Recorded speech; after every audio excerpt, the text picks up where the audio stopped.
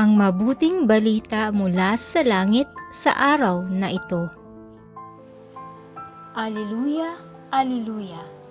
Panginoong nagliligtas, sa ate darating tiyak, mapalad siyang makaharap.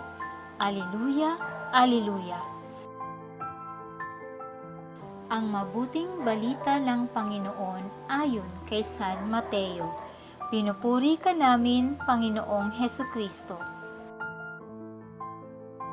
Noong panahong iyon, nagbalik si Jesus sa tabi ng lawa ng Galilea, at siya'y umahon sa burol at naupo.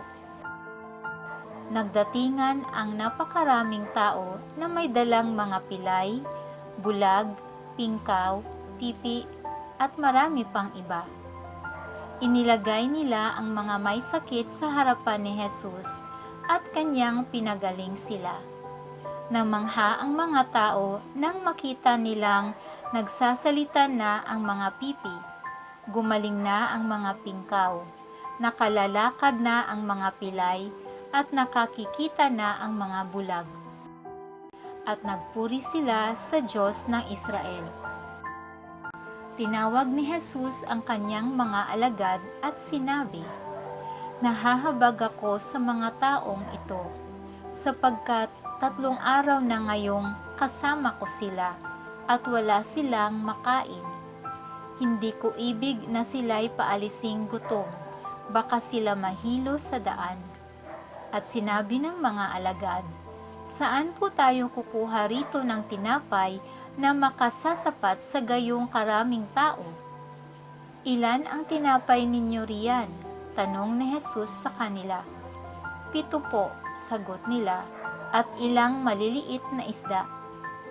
Ang mga tao'y pinaupo ni Jesus sa lupa. Kinuha niya ang 7 tinapay at ang mga isda at nagpapasalamat sa Diyos. Pagkatapos, pinagpira-piraso niya ang mga iyon at ibinigay sa mga alagad para ipamahagi sa mga tao. Kumain ang lahat at nabusog.